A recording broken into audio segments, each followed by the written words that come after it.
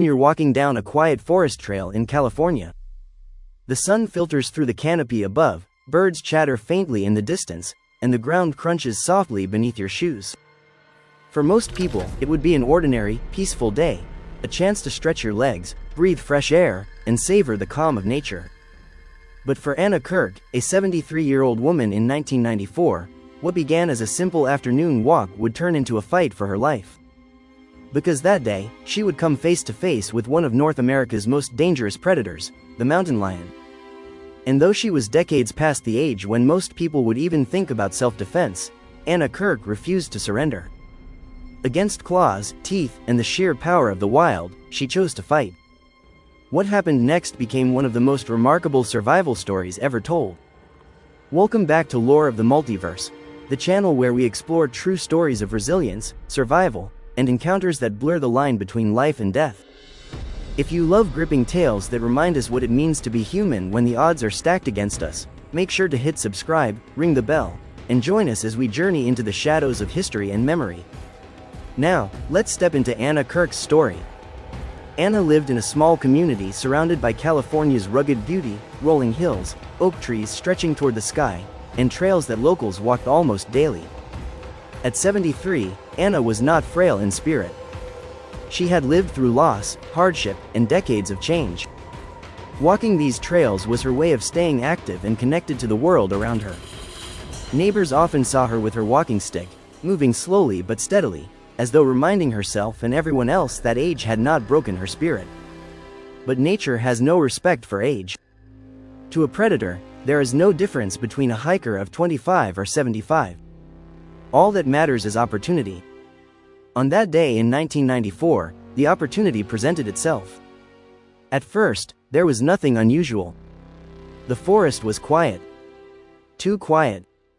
Anna would later recall that the silence was what unnerved her the most. The chatter of birds had stopped. The wind seemed to die. She noticed a rustle at the edge of the brush, but she dismissed it, perhaps a rabbit, perhaps a deer. But in truth, she was being watched. Mountain lions, also known as cougars, stalk silently, waiting for the perfect moment to strike. They can leap over 20 feet in a single bound and are capable of taking down prey far larger than themselves.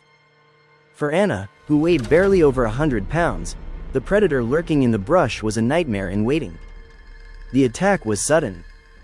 One moment, the trail was clear, the next, a blur of tan fur and raw power exploded from the undergrowth.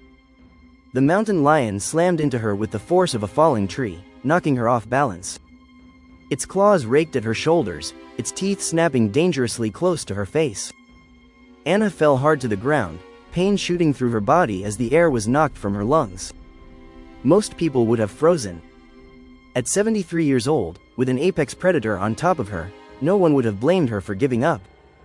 But Anna Kirk did not freeze. Her hand shot out, searching blindly, and by sheer luck her walking stick had landed just within reach. Wrapping her trembling fingers around it, she swung with every ounce of strength she could muster. The first strike connected, slamming into the ribs of the lion. It roared, a sound that shook her to her core, but she did not stop. She swung again, and again, each blow fueled not by strength but by desperation and defiance. The lion circled, snarling, its golden eyes fixed on her. To the predator, she was prey, but Anna refused to play that role. She stood, her body shaking, blood already trickling down her arms from the deep claw marks, and she screamed. Not in fear, but in rage. That scream echoed across the hills, carrying further than she realized. Neighbors later said they heard it, a cry that was part human, part primal, the sound of someone fighting to live. But the lion was not done. It lunged again, jaws snapping, and clamped down on her arm. The pain was excruciating, white-hot and unbearable. She felt its teeth sink deep, crushing bone. Most would have collapsed. Anna fought back harder. With her free hand, she drove the stick into the animal's throat. The lion gagged, released its grip, and recoiled in shock. That moment gave her just enough time. She swung the stick again, connecting with its muzzle, driving it back further. Finally, with a guttural snarl, the predator turned and vanished into the brush, melting into the shadows as silently as it had appeared. Anna staggered, covered in blood, her arms shredded, her legs torn. But she was alive. Rescuers rushed to her aid after neighbors heard her cries. They found her barely conscious but still clutching the stick that had saved her life. She was taken to the hospital with deep gashes, puncture wounds, and broken bones. Doctors marveled at her survival. At her age, with such massive trauma, the odds had been against her. Yet Anna pulled through. Her recovery was long. Weeks of bandages, stitches, and rehabilitation. Scars that would never fully fade. But when asked later if she regretted walking those trails, she simply said no, she loved the woods, and she would not let fear steal that from her. What makes Anna Kirk's story so extraordinary is not just the survival itself, but what it symbolizes. It proves that resilience is not about muscle or youth. It's about will. About the refusal to let go when everything inside you says it's over. Scientists studying predator behavior later noted that mountain lions often abandon prey that fights too hard, looking instead for easier kills. Anna's furious defense, her unwillingness to give in, may have convinced the lion that she was too dangerous to finish. Her story is a testament to human spirit. She was 73 years old. She should not have survived.